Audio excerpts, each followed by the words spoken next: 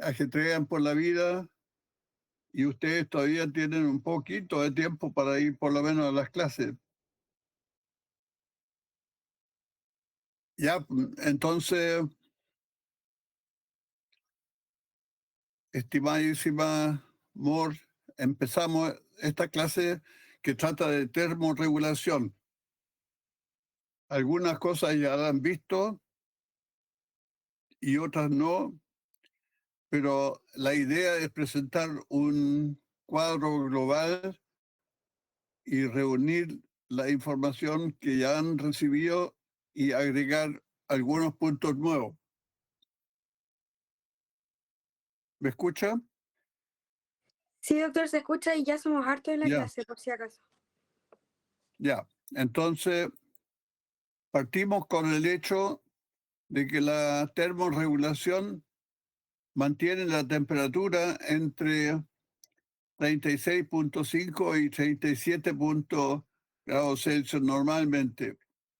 Entonces, lo importante es que aquí hay un control de la temperatura muy fino y muy preciso. Entonces, aquí básicamente hay un aporte de energía y por lo tanto de calor que se basa en base al metabolismo, el ejercicio, entre otros, y una capacidad para eliminar energía. O sea, tenemos nuevamente un balance finamente controlado. Aquí los rangos normales y subliminales y elevados, pero básicamente esto es el rango que trata de conservar el organismo para mantener la homeostasis. Antes que nada, tenemos que recordar de que estamos compuestos por un 70 a 75% por agua. Y esto es un punto muy importante en la termorregulación. ¿Por qué? Porque el agua tiene una enorme capacidad calórica. ¿Qué significa eso? Que el agua puede absorber grandes cantidades de calor antes de que esto se manifieste en cambios de temperatura. En otras palabras, el agua hace de un buffer, de un amortiguador de los cambios de temperatura. Si nosotros movemos un músculo, se produce calor. Y gracias al agua, en principio, la primera línea de defensa es el agua, en el sentido de que el agua absorbe grandes cantidades de calor y mantiene constante la temperatura. ¿A qué se debe eso? De que el agua tiene una estructura molecular muy importante y muy interesante. Básicamente podría ser una molécula neutra, pero no es tan neutro porque tiene una estructura angular en el sentido de que da origen a que el oxígeno esté orientado hacia un lado y los protones hacia el otro lado. Como el oxígeno es negativo y los protones son positivos, se generan relaciones estáticas entre las diferentes moléculas de agua. O sea, se forman realmente cadenas de moléculas de agua y estas son difíciles de romper por el efecto del calor porque hay una unión electrostática que mantiene entonces las moléculas de agua entre sí. Y por consiguiente, el agua es un amortiguador enorme de los cambios de temperatura. Para los efectos de la regulación, por ejemplo, una parte importante para la mantención de la temperatura cuando hago ejercicio es que al transpirar se pierde agua y con eso se elimina calor. Eso lo vamos a ver más adelante, pero eso es un punto importante de amortiguación de cambio de temperatura. Y eso no solamente en el cuerpo humano, sino que en una ciudad como San Francisco, que está al lado del mar, los cambios de temperatura a lo largo del año son eh, mucho menos que los cambios de temperatura en una ciudad eh, ubicada en un lugar más continental como es San Luis. O comparen Viña con Santiago, en los cambios de temperatura cerca del mar por la capacidad calórica del agua, los cambios de temperatura a lo largo del año son mucho menos que en un ambiente continental. Entonces, hemos visto que somos sistemas abiertos y al ambiente a través de 4 puertas: sistema renal, sistema respiratorio, sistema digestivo, sistema cutáneo, y estamos en permanente intercambio con el medio ambiente. Y ese intercambio se refiere también al calor. Tenemos un flujo de calor o de energía, si quieren decirlo así, que depende de un flujo de entrada y de un flujo de salida para mantener constante el, eh,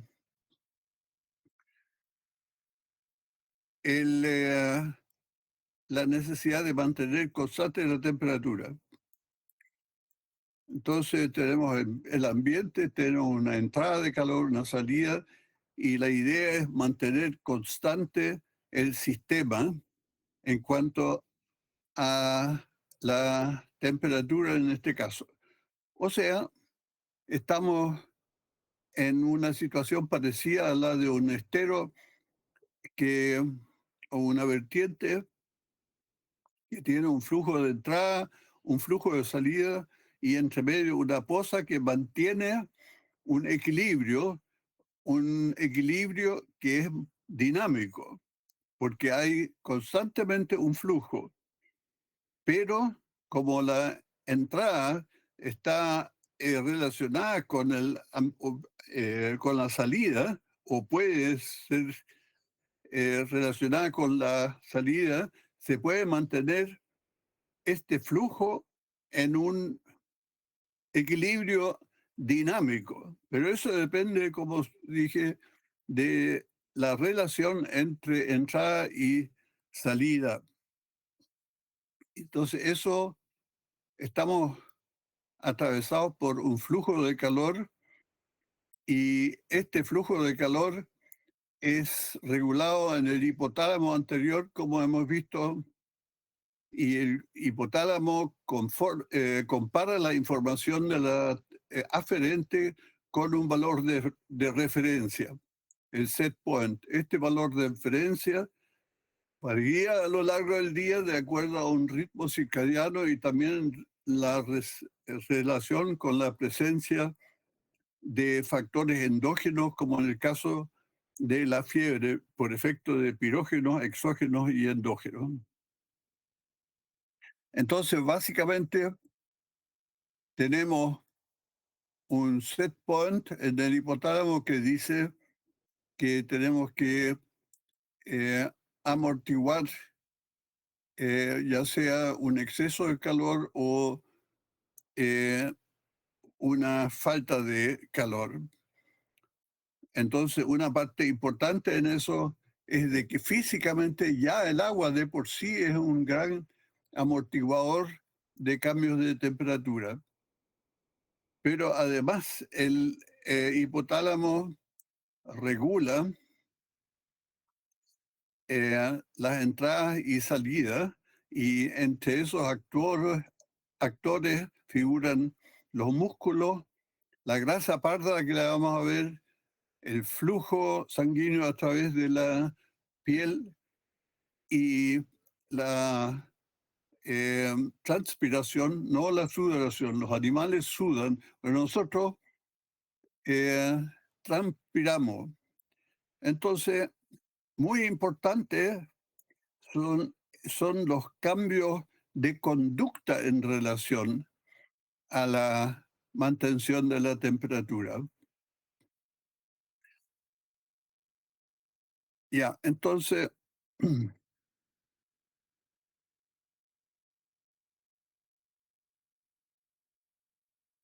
vamos andando.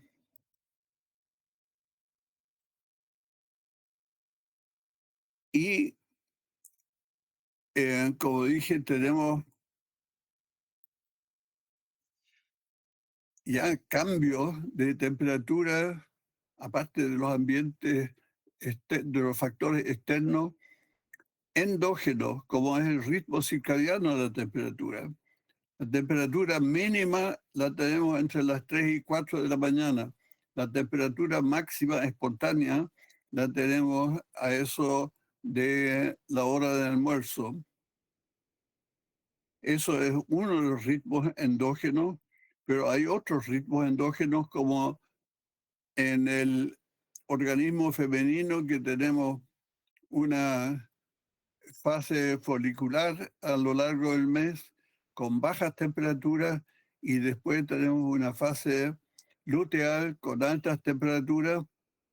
O sea, hay cambios varios endógenos y exógenos de la eh, temperatura.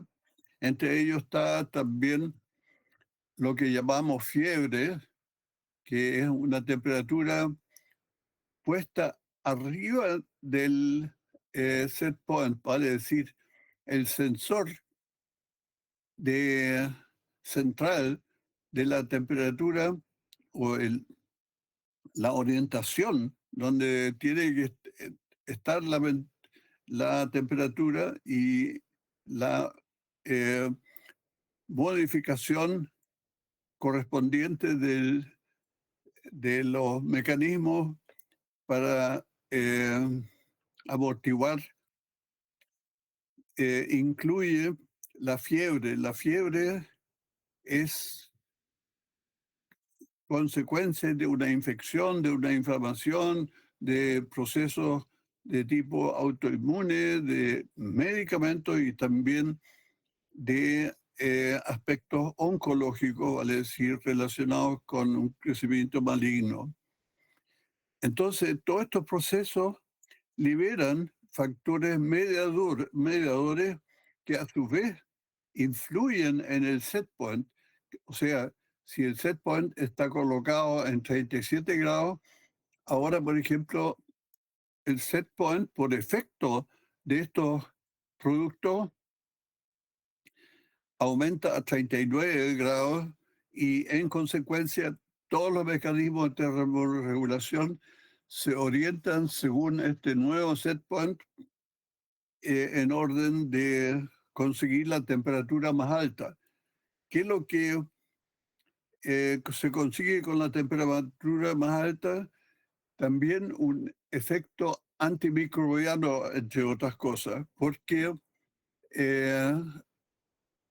los gérmenes que invaden el organismo son por lo general sensibles a altas temperaturas. Entonces, es muy importante de que la fiebre es un mecanismo de defensa, como ya lo hemos mencionado, y que por supuesto, como todos los mecanismos de defensa, puede exagerarse o faltar, pero básicamente la fiebre es un mecanismo de defensa.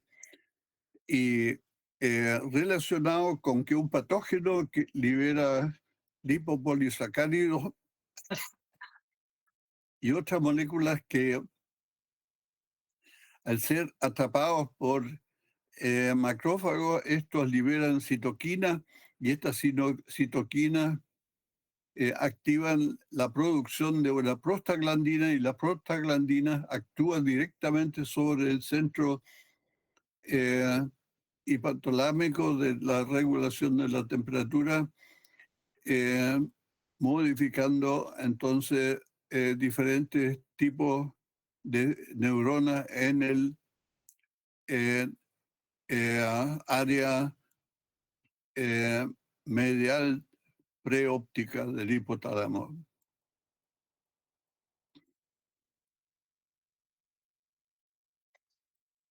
Parte de eso hay mejores y peores reguladores. Y espontáneamente. Entonces, hay gente que se enfrían rápidamente, por ejemplo, en exposición al agua, y hay otra gente que se enfrían con menor velocidad, quedándose a la misma temperatura. Y resulta que con el tiempo y la temperatura hay una subida mayor en los que se enfrían lentamente en comparación con los que se enfrían rápidamente. O sea, hay factores endógenos también del control de la temperatura y esto depende, como dije, de un aporte de calor y de una pérdida de calor y una salida de calor. En cuanto al aporte, está la termogénesis dada por el metabolismo basal, y el metabolismo basal en un hombre de 70 kilos en condiciones de reposo eh, está en una dimensión de aproximadamente generar 100 kilocalorías por hora, el metabolismo basal. Ahora, esto aumenta drásticamente con el ejercicio y podemos llegar hasta 20 veces más eh, del metabolismo basal en reposo.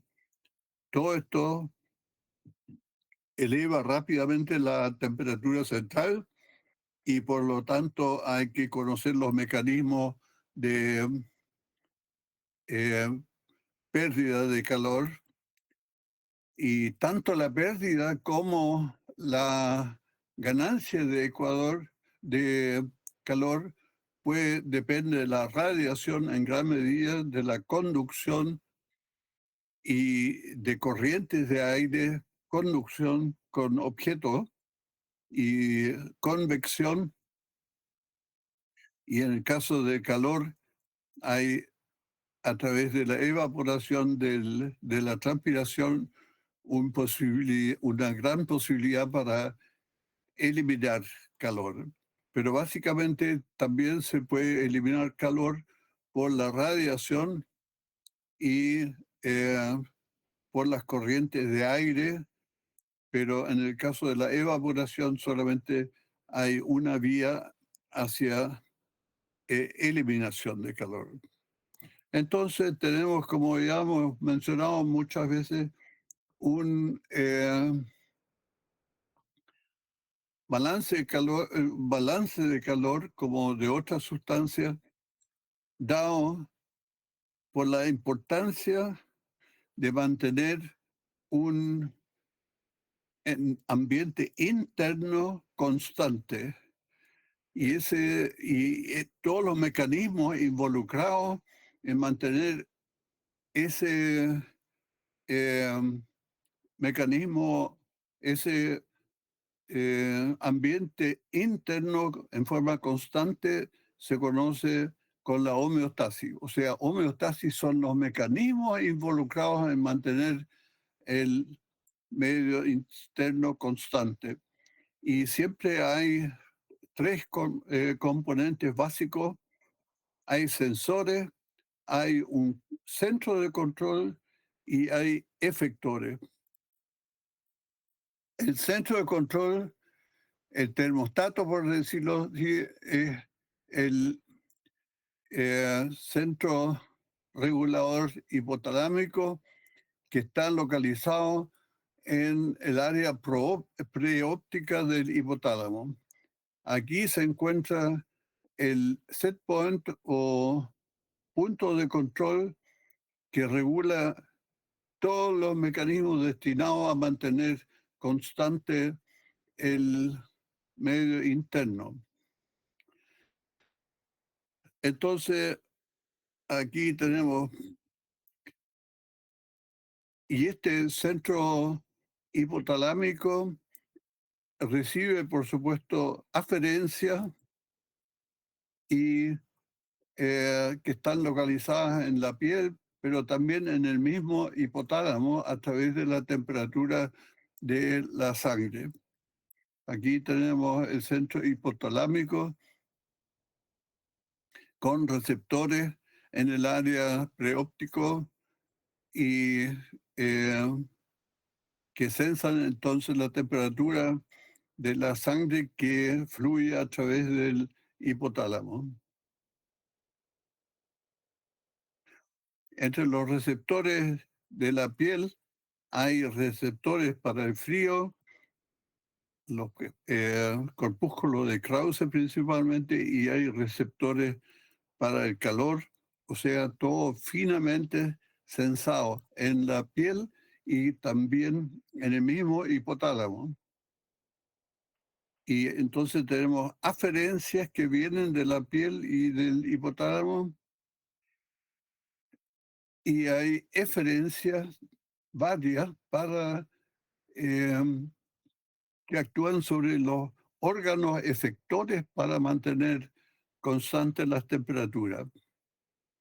Entre ellos, el flujo de sangre a través de la piel y, y las glándulas sudoríparas entre los efectores. Entonces es interesante que frente al ambiente, a un ambiente frío, cambia la distribución del calor, en el sentido de que si estamos en un ambiente frío,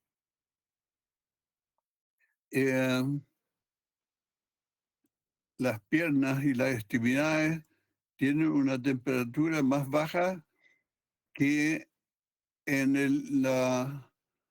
en el cerebro y en el corazón y el abdomen.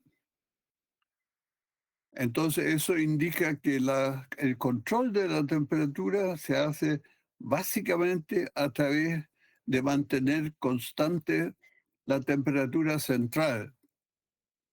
Y esto es muy importante porque la temperatura de la piel puede bajar rápidamente en un ambiente frío. La temperatura central lo hace más lentamente, y aún si medimos la temperatura central, depende de dónde la medimos. Eso lo vamos a ver más adelante. Entonces uno se pregunta por qué se mantiene tan constante, sobre todo la temperatura central. Como yo les dije en una oportunidad, hay dos factores que modifican casi todo. Uno es el pH y el otro es la temperatura. Entonces, la temperatura óptima que regula el hipotálamo está alrededor de 37 grados, y eso coincide con la actividad máxima que tienen las enzimas. Vale decir, desviaciones de la temperatura más allá del set point afectan todas las actividades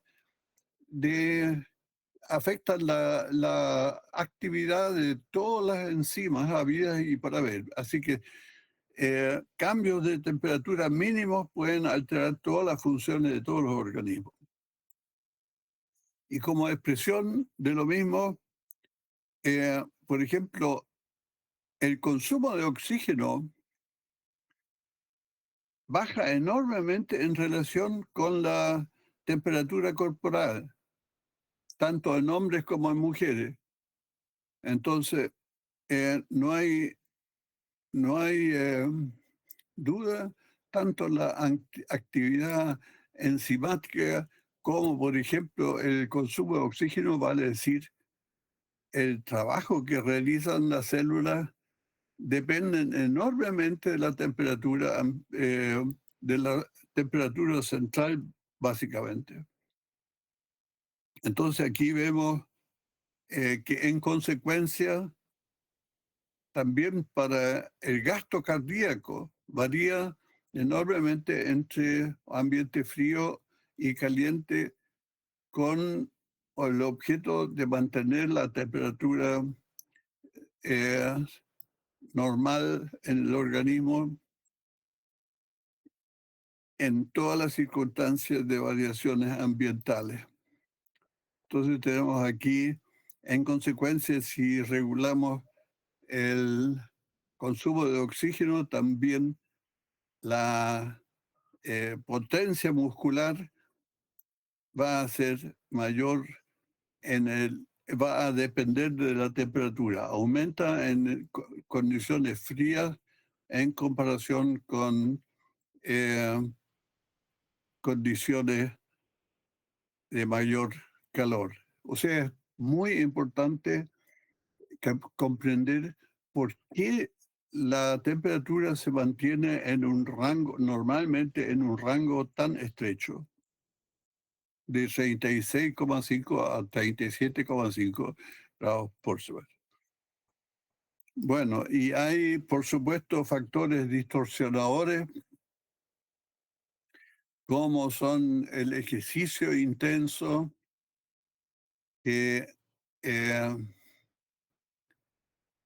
implica una hipertermia y en consecuencia también una deshidratación, porque habíamos visto que uno de los mecanismos importantes para disipar calor es la eliminación de agua a través de la transpiración. Y como el agua tiene una tremenda capacidad calórica, eliminando eh, agua por la transpiración equivale a librarse de calor. Entonces, en relación con un exceso de calor, se producen diversas consecuencias que ya lo hemos visto, que disminuye el débito cardíaco y disminuye la circulación cerebral y se afecta el transporte de oxígeno y tenemos entonces eh, efectos de la falta de oxígeno a nivel cerebral, de las extremidades y en general en todo el sistema. Y toda esa falta de oxígeno en relación con una una mayor temperatura se expresa entonces en forma de la fatiga que sentimos en un ambiente caluroso. Entonces, por el contrario, también tenemos el riesgo de la hipotermia por falta de producción de calor, eh, por, por termorregulación alterada, ya sea por diabetes, alcoholismo o también hipotiroidismo, y podemos tener hipotermia también por efecto de shunts arteriovenosos, enfermedades varias muy importantes, la vasodilatación producida por el alcohol. Si un curadito se sienta encima del banco y permanece ahí durante toda la noche, sufres por la vasodilatación que produce el calor, serias condiciones de ser afectado por la excesiva eliminación de calor. Y a los viejos y enfermos, y dementes, etcétera, inválidos, la disminución de la actividad, también actividad muscular, implica un riesgo de hipotermia. Y el riesgo de hipotermia lleva a consecuencias eh,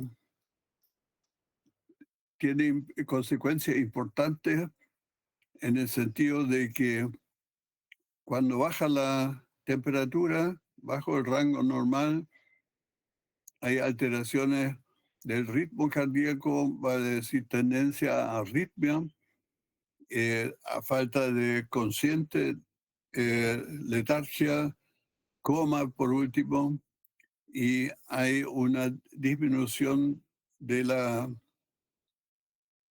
del metabolismo basal y en consecuencia de las alteraciones del ritmo podemos sufrir un paro cardíaco y esto es lo que le ocurrió a este señor que sufrió de hipotermia exagerada y consecuencia tuvo probablemente un paro cardíaco en relación con las arritmias que surgen por efecto de la disminución de la temperatura. Y los efectos, por el contrario, nocivos del calor se manifiestan en el agotamiento inicialmente y potencialmente también después en el golpe de calor que también lo hemos conversado. También con pérdida de la conciencia y, eventual eh, muerte por hipertermia. Entonces, en relación con la temperatura ambiental, se mantiene, como dije, fundamentalmente la temperatura central. Todas las otras varían mucho más. La temperatura central se mide habitualmente en el recto. Todos los otros ambientes donde se mide la temperatura varían enormemente en relación con la temperatura ambiental. Entonces vemos aquí cómo la temperatura varía del ambiente en relación a las condiciones de ambiente y actividad enormemente, pero la temperatura central, ya sea haga frío o haga calor, se mantiene constante gracias a los mecanismos de termorregulación. Y esto influye muchísimo también por eso es muy importante también ver dónde medimos la temperatura. Como dije, lo interesante es que la temperatura central se mantenga constante, entonces lo obvio es de que tenemos que medir la temperatura ahí donde mejor refleja la temperatura central. Y esto es tradicionalmente en la temperatura rectal, pero a nadie le gusta mucho de que como primera aproximación a la temperatura se le mide la temperatura en el recto. Entonces surgen alternativas. Por ejemplo, una alteración, un dispositivo desarrollado por el doctor Gunga, que ha estado varias veces en Punta Arenas también, y que se coloca en la frente y tiene dos sensores de temperatura en los cuales se mide un flujo de calor y, y ese flujo de calor desde el cerebro refleja adecuadamente la temperatura central. O sea, y esto tiene mucha aplicación también práctica. Aquí tenemos las temperaturas medidas con este sensor en la frente en comparación con la temperatura rectal y se igualan bastante, de modo que este dispositivo también se usa en los astronautas para medir continuamente la temperatura y no cualquier temperatura, sino que la temperatura central, a través de un flujo de calor que sale del cerebro y que tiene muy buena relación con la temperatura central. Aquí está el doctor Gunga en un ambiente termoneutral en Antofagasta, disfrutando de la constancia de la temperatura. Ustedes seguramente lo han visto o han oído del doctor Gunga. Entonces, en suma, la temperatura, la homeostasis de la temperatura consiste básicamente en un balance entre ganancias de calor y disipación de calor. Entonces tenemos como siempre un sistema abierto donde hay un flujo de entrada que tiene que afinarse con un flujo de salida de calor para mantener constante el nivel de calor en el organismo. Y eso es un equilibrio dinámico en el cual está involucrado todos los mecanismos como bajo el nombre de homeostasis. Entonces tenemos ganancias producidas por el metabolismo principalmente de calor y tenemos pérdidas de calor, salidas de calor en relación con la evaporación, como hemos dicho, y eh, que depende también esta evaporación de si tenemos un ambiente seco o un ambiente húmedo. En un ambiente húmedo tenemos en general un impedimento de la transpiración y por consiguiente transpiramos, eh, quizás transpiramos más en el ambiente húmedo, pero como el ambiente húmedo caluroso también implica que hay agua en el ambiente, entonces el gradiente entre la facilidad para eliminar calor a través de la salida de agua en base a que el ambiente ya está humedecido, eh, contribuye a eliminar esta, eh, a eliminar o disminuir la pérdida de calor por disipación. Entonces, frente a un aumento de la temperatura, el cuerpo responde disipando energía. ¿Y cómo se hace eso? A través, o sea, estos son los efectores del centro hipotalámico a través de fibras simpáticas del sistema simpático, pero colinérgico, que inerva las glándulas salivales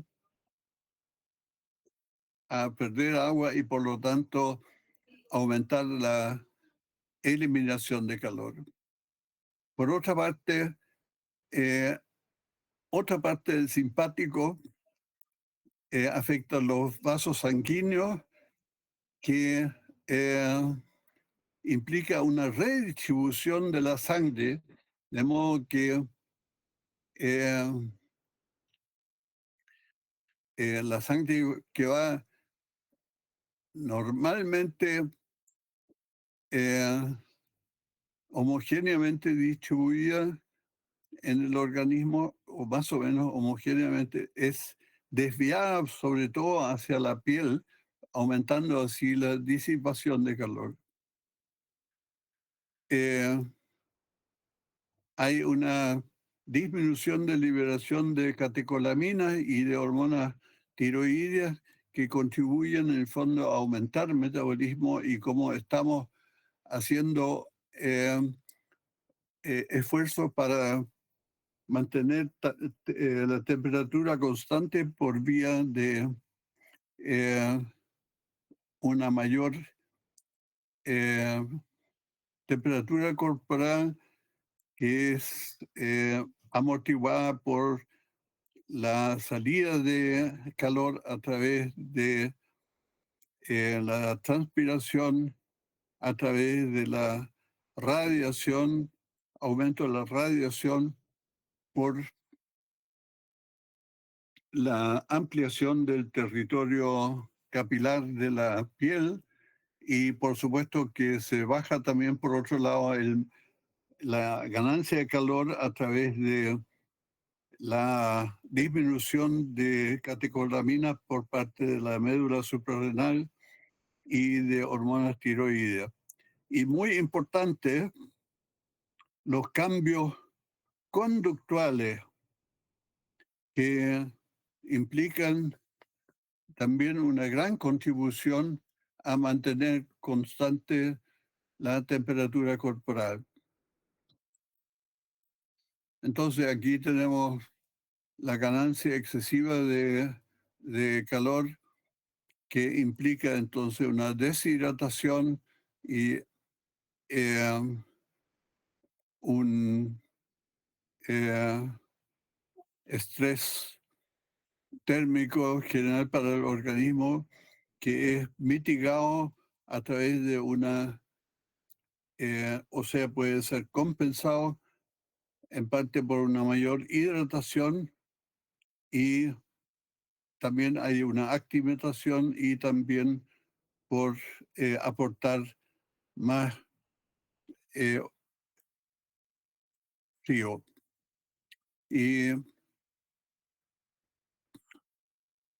la necesidad de generar en el calor frente a una disminución de la temperatura nuevamente se hace también a través del sistema nervioso simpático que ahora para disminuir la disipación de calor a través de la piel produce vasoconstricción en la piel y trata de conservar la temperatura central, eh, limitando el acceso de la sangre a las partes expuestas. Además, se contribuye a aumentar la producción de calor en esas circunstancias para enfrentar el frío a través de una mayor producción de hormonas tiroideas. Y se favorece la motilidad muscular a través del temblor muscular, lo que comúnmente conocemos como escalofrío, para aumentar la producción de calor. Y un aspecto muy importante en cuanto a la posibilidad de generar calor frente a una disminución de la temperatura está dado por la activación del tejido graso pardo. Ya vamos a ver qué es lo que se trata. Y la otra cosa muy importante, por supuesto, los cambios conductuales. Nadie sabe aún cómo es la vía para inducir los cambios conductuales. Hay sensores, por supuesto, pero cómo estos sensores para una disminución o un exceso de calor ahora influyen en la conducta, ese es otro punto aún todavía no esclarecido, pero de hecho eso ocurre. Y bueno, eso ya lo hemos visto, que la generación de calor en caso de frío implica básicamente una activación del sistema simpático, una mayor producción de calor a través de hormonas tiroideas y activación también eh, de una mayor producción de catecolaminas por parte de la glándula,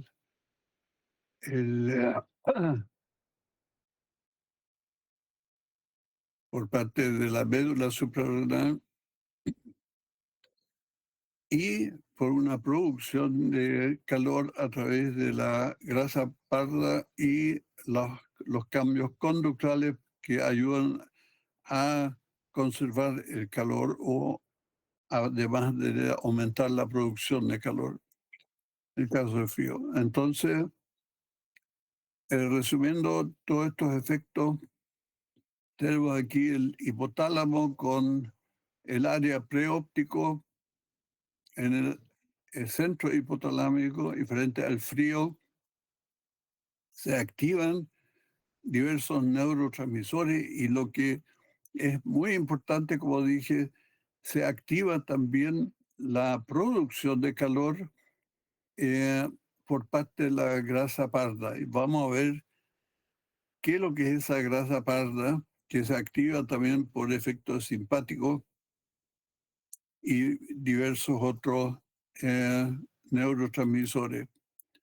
Resulta que dije que en la piel tenemos sensores del frío, entre otros.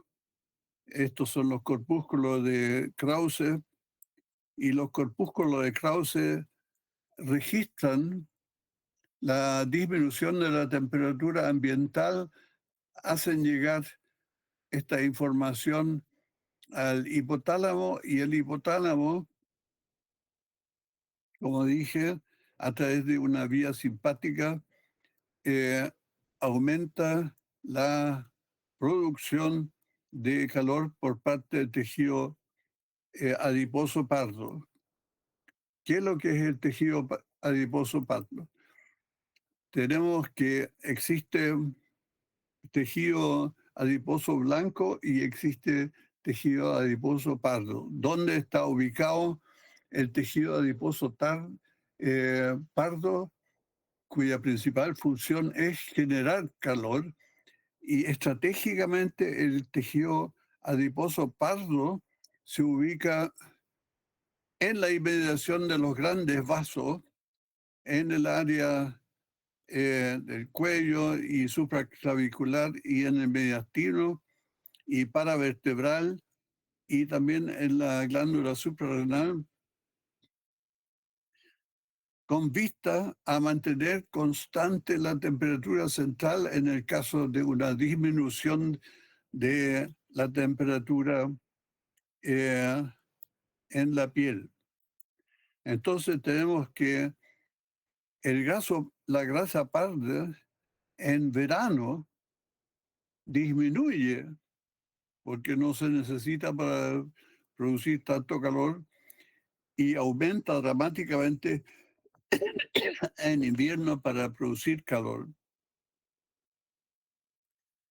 Entonces, ¿a qué se debe eso? La grasa parda es parda porque tiene los adipocitos transformados en productores de calor en vez de tener eh,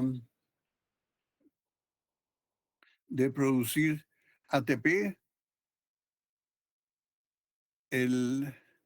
Las mitocondrias de la grasa parda, eso le da el color al tejido adiposo pardo, depende de eso, el calor depende por la multitud de mitocondrias que contiene este tejido y esa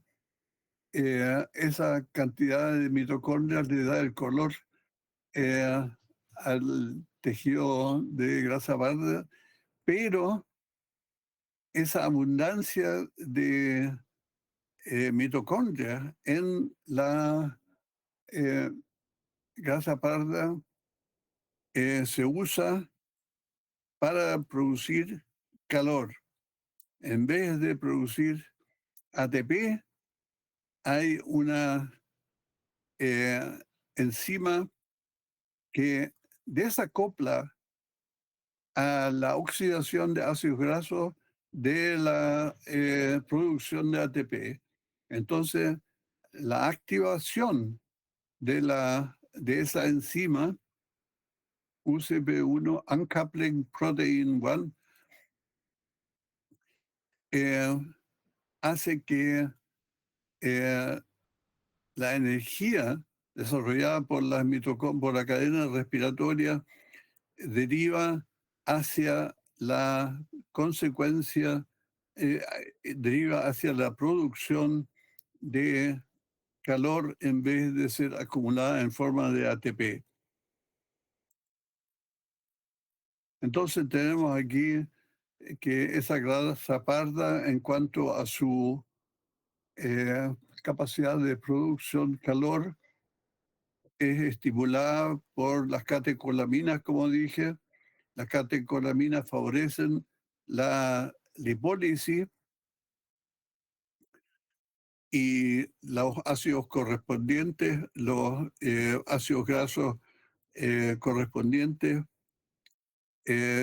son metabolizados en la mitocondria, pero la mitocondria tiene una proteína desacopladora que dirige entonces la energía acumulada por el gradiente de protones a través de la membrana interna de las mitocondrias. En vez de producir ATP, producen calor. Entonces, esa proteína desacopladora es una proteína mitocondrial ubicada en el tejido pardo que genera calor a través de una eh, termogénesis no temblorosa en el CO2, no producida por eh, trabajo muscular, sino que simplemente el desacoplamiento de la cadena de electrones, la mitocondria, lo que hace que la energía se libere como calor en vez de producir ATP.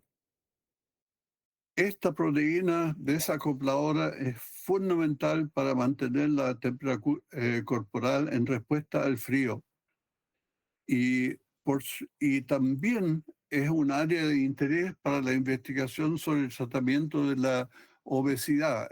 Si podemos fomentar la transformación del tejido adiposo blanco en tejido adiposo pardo,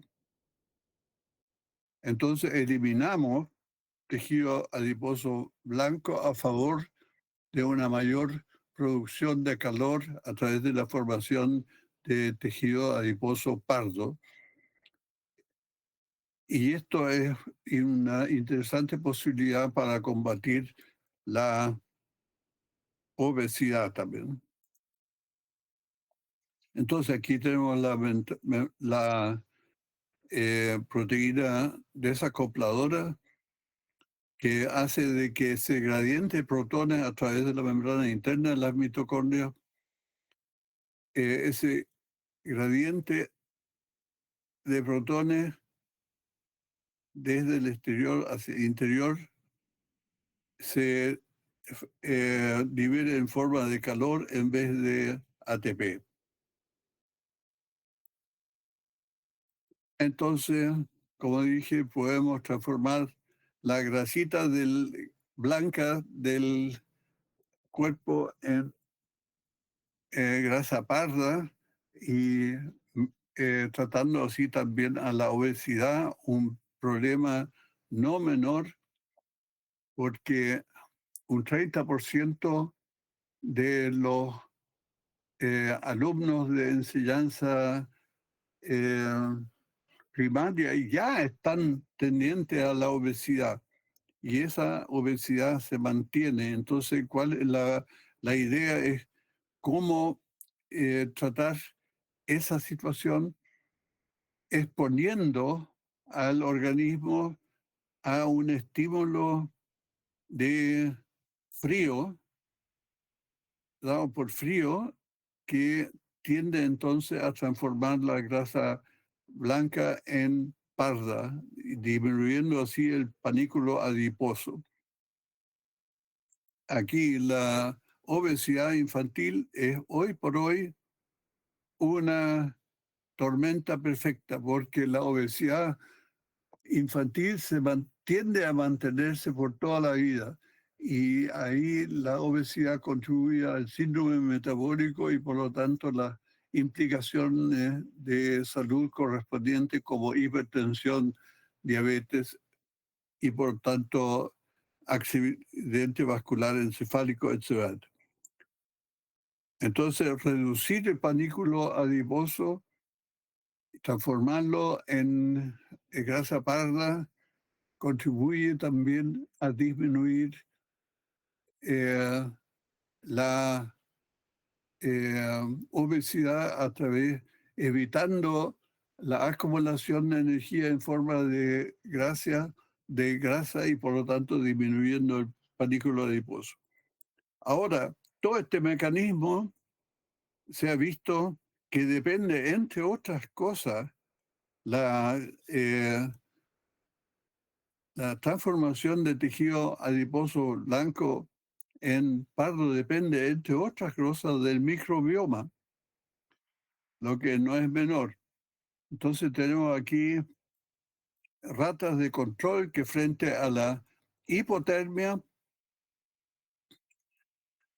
producen calor y se mantienen sanitas en base a que aumentó el metabolismo para compensar la disminución de la temperatura, aumenta la producción de adipocitos de grasa parda y se activa la proteína desacopladora y el sujeto se mantiene constante base, entre otras cosas, a través de la participación del microbioma en la transmisión del estímulo de frío hacia la formación de tejido adiposo pardo. En cambio, en ratas en los cuales se ha eliminado el microbioma, este mecanismo no funciona, hay hipotermia, disminuye el metabolismo o aumenta el metabolismo en muy pequeña escala y no obstante de aumentar em, la grasa parda, la proteína desacopladora aumenta solamente mínimamente en comparación cuando existe microbioma. Vale decir, esta rata con la eliminación del microbioma está mucho más tendiente a sufrir una hipotermia que la que tiene un microbioma constante. Entonces, no olvidarse que, entre otras cosas, la eliminación del tejido adiposo blanco a favor de la producción de tejido adiposo pardo depende, entre otras cosas, también del microbioma intestinal, que viene a ser por esas razones importantes para mantener constante la temperatura frente a un impacto del frío y evita caer entonces en hipotermia. Por el contrario, tenemos la pérdida de calor a través de eliminar calor por radiación o por evaporación, como hemos dicho, y por convección en relación con el viento y contacto también con el suelo con vista a eliminar el exceso del calor. Vale decir, estas vías de radiación y de eh, convección para eliminar calor también son vías a los cuales se puede ganar calor. Y entonces, ¿cuáles son los factores ambientales que aumentan la tendencia a sufrir una hipertermia, entre otros, la humedad ambiental? ¿Por qué? La humedad ambiental, como había mencionado, impide una evaporación por parte de las glándulas por medio del sudor, porque el ambiente ya está húmedo, entonces se contribuye con agua, pero ya no con calor, porque no hay un gradiente entre el agua que eliminamos y la humedad del aire. En consecuencia, un elevado ambiente húmedo disminuye la efectividad de eliminar calor a través de una mayor evaporación. Otro riesgo de hipertermia es la actividad física extrema, como se da muchas veces en las carreras de maratón, pero también medicamentos como sustancias anticolinérgicas y estimulantes varios y diuréticos a través de la deshidratación pueden producir hipertermia. Y algunas condiciones patológicas como la hipertermia maligna, entre otras cosas, a reacciones adversas a la anestesia o hipertiroidismo o enfermedades que afectan la disipación de energía a través de la circulación. Por otro lado, ya mencionamos que cómo estimulamos la eliminación de calor a través de la convección, evaporación, conducción y radiación. Entonces, ¿qué hacemos frente a una defensa del frío y una defensa del calor? En términos generales, hay mecanismos fisiológicos ya en parte mencionados, como el temblor muscular, evitar la evaporación de agua a través de no transpirar como medio de defenderse contra el frío. Hay vasoconstricción periférica y se estimula la producción de calor por efecto de la grasa parda. Para defendernos del calor, se reduce la actividad metabólica de la grasa parda. Hay vasodilatación para favorecer la dispersión de calor a través de la radiación desde la piel y evaporamos a través del sudor y con eso nos desprendemos de agua y por lo tanto de calor. Todo y cuando que haya un efectivo gradiente de calor entre el agua que producimos a través del sudor y el agua ambiental. Si no hay un gradiente, como en el caso de muchos ambientes tropicales suficientes, se eliminará agua, pero no se va a eliminar agua, no se va a eliminar suficiente calor por la falta de un gradiente de temperatura entre el agua que eliminamos como sudor y el agua contenida en la humedad ambiental. Aparte de los mecanismos fisiológicos varios que hemos comentado, existen conductas tendientes a defendernos contra el frío y cómo defendernos contra el calor. Obsérvese, por ejemplo, que para defendernos del frío nos encogemos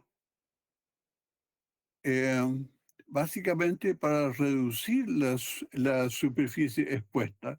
En cambio, para defendernos contra el calor, tenemos que liberarnos del calor y aumentamos nuestra superficie corporal ampliándonos, ampliando nuestra exposición de piel, etc. Entonces, entre las adaptaciones conductuales está, por supuesto, también la posibilidad de producir ejercicio o, en el caso para aumentar la proximidad de objetos que emiten calor, en el caso de enfriamiento, y por otro lado, aproximarnos a un ambiente fresco para eliminar calor. Les recuerdo las venas emisarias del cerebro están conectadas con la cara, y si hay un exceso de calor, las venas emisarias transportan el calor desde el frío o sangre fría desde la cara hacia el hipotálamo con vista a mantener constante la temperatura. Y están las alteraciones conductuales también de protegerse contra el frío por anidarse apropiadamente, acurrucarse, etc. Y viceversa, ponemos aire acondicionado para favorecer la eliminación de calor. Y como dije, la vestimenta es muy diferente en condiciones de calor en comparación con el frío. Y no hay que olvidarse de que se pierde bastante calor también a través de la conducción en el caso de ventanas frías a las cuales se acercan los viejitos que se mueven poco y que entonces pueden perder importantes cantidades de calor a través de conducción. Y no olvidarse también de la tragedia del ejército en tiempo de paz, donde murieron 45 soldados que fallecieron por hipotermia. Y no solamente por la tormenta de nieve en sí, sino porque estaban agotados después de un día de marcha, y lo peor que hicieron, en vez de unirse unos con otros para disminuir la superficie corporal y por lo tanto disminuir la pérdida de calor por disipación de calor, en vez de eso se dispersaron en el pánico, y con eso aumentó la exposición al frío y por lo tanto la pérdida de calor, y con una tragedia enorme. ¿Qué es lo que debieron haber hecho? Debieron haberse acomodado todos en un iglú y todos cerquita, así como lo hacen los pingüinos, por ejemplo, que circulan en masa a través del ambiente frío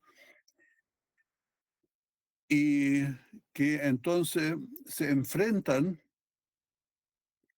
al viento frío, por ejemplo, y estos vienen llegando recién del centro, se enfrían y vuelven hacia el centro para recalentarse. Mientras tanto, han llegado pingüinos que provienen del centro de la aglomeración y pueden exponerse por un buen rato al frío, pero después vuelven entonces al centro y así sucesivamente se van rotando. O sea, exponer la superficie corporal implica también una gran posibilidad para disipar energía, pero también un gran peligro para perder enormes cantidades de calor. En consecuencia, hay que reducir la exposición de la superficie corporal en un ambiente frío, como puede caer, por ejemplo, ocurrir al caer en el agua fría que lo rodea a usted. ¿Y qué es lo que se hace en ese caso? No mantenerse aislado, sino juntarse para reducir la superficie corporal y por lo tanto evitar una disipación excesiva de calor.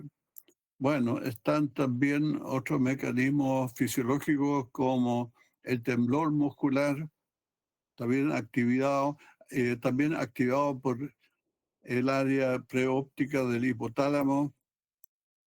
Hay mecanismos como para aislar la piel frente al frío,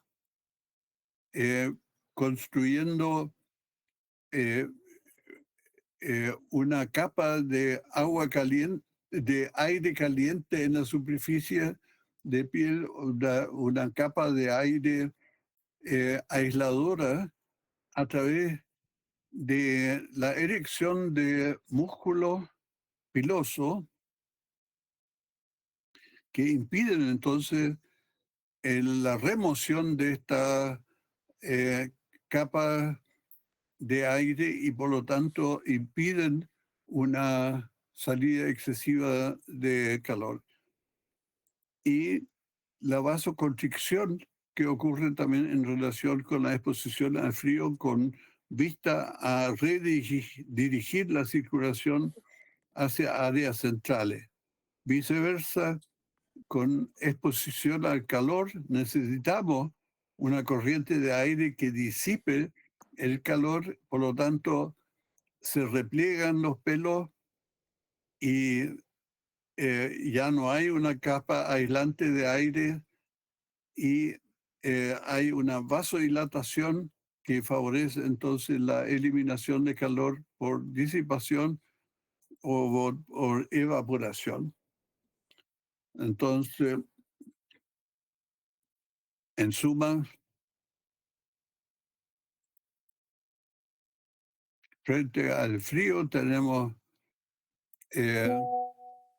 receptores que influyen a través del hipotálamo entonces y la temperatura del hipotálamo.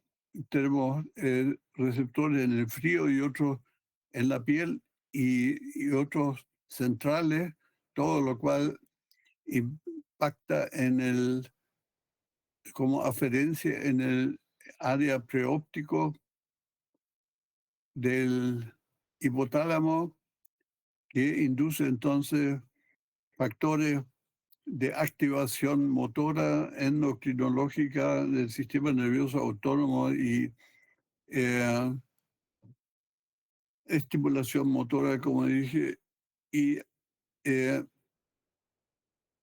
respuestas adaptativas por efecto de conductas dirigidas también por el hipotálamo. Nadie sabe cómo. De paso se ha mencionado también esta importante actividad vasomotora según hay una disminución de la temperatura, vasoconstricción periférica y en el caso de aumento de la temperatura, una vasodilatación para favorecer la eliminación de calor. Entonces, en relación con eso,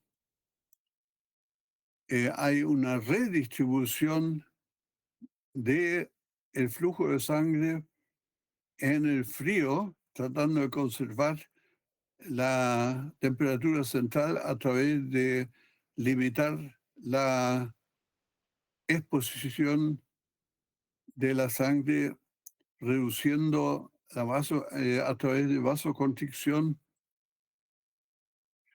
y en el caso de calor, aumentando la vasodilatación periférica para eliminar más fácil el calor. En suma, eh, hay mucho riesgo de alteraciones por efecto del calor.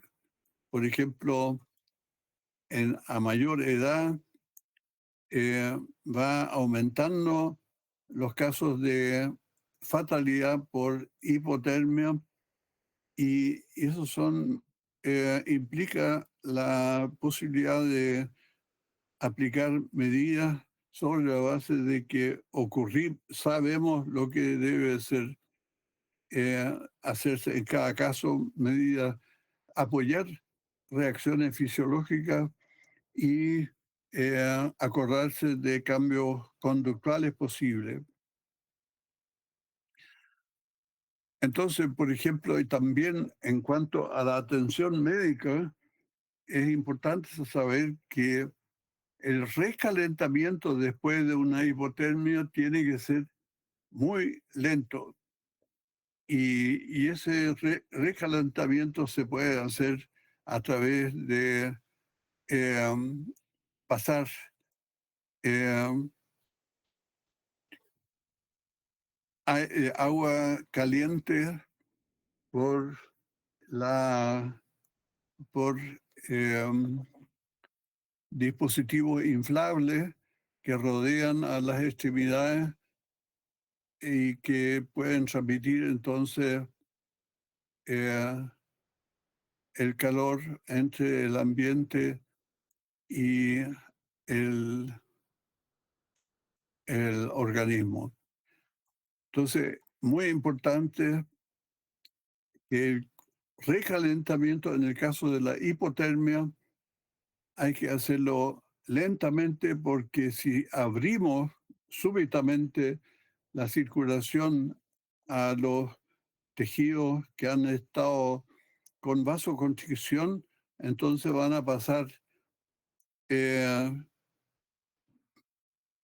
valencias ácidas y radicales libres desde los tejidos reperfundidos y pueden provocar arritmias y paro cardíaco por recalentamiento demasiado rápido.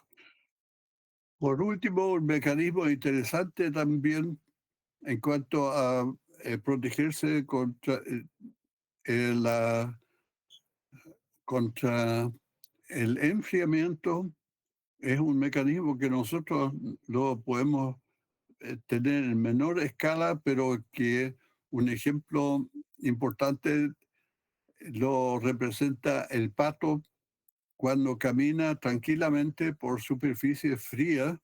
¿Cómo es que no se congela este pato? Y básicamente el mecanismo consiste en que la sangre arterial que entra a los pies difunde su calor a las venas que van en estrecha conjunción con los vasos arteriales. Entonces, la sangre arterial llega ya enfriada hacia la periferia. Y esto, por supuesto, es una ganancia de calor para el ambiente interno, pero que también implica un riesgo, la vasoconstricción excesiva o la conservación del calor con la llegada de sangre muy fría a la periferia. El pato se beneficia de que la sangre arterial que llega enfriada hacia la periferia no lo afecta mucho porque las patas están construidas con tejido braditrofo que tiene un poco metabolismo, así que necesita poco calor y poca energía para sobrevivir. Entonces, trata de mantener la temperatura central pasando calor desde la arteria a las venas que lo acompañan en su trayecto. Pero esto puede tener consecuencias mayores cuando no tenemos un tejido braditrofo, sino que sigue exigiendo sangre arterial caliente para mantener el metabolismo. Y si eso no se puede hacer porque está llegando pura sangre fría a la periferia, entonces, si bien podemos disminuir la conductancia de la piel para el calor, para conservarlo mejor, entonces por este mecanismo de contracorriente, de, de que la sangre arterial ya enfriada por el mecanismo de contracorriente no pueda mantener, se conserva la temperatura del núcleo del frío, pero la periferia puede sufrir daño por isquemia, simplemente, ya sea por la vasoconstricción o por el mecanismo de contracorriente, no se puede conservar el metabolismo apropiado en la periferia y por lo tanto el eh, tejido pasa a ser isquémico y por lo tanto el tejido se necrosa. Y eso es el mecanismo del congelamiento también. O sea, en suma, todos estos mecanismos de defensa contra el calor y de defensa contra el frío implican, como todas las compensaciones, también un riesgo que, aparte de la conveniencia de mantener la temperatura central, se pueden producir cambios importantes en el metabolismo en la periferia, como es el caso del congelamiento en los montañistas, por ejemplo. Ya, pues lo dejamos aquí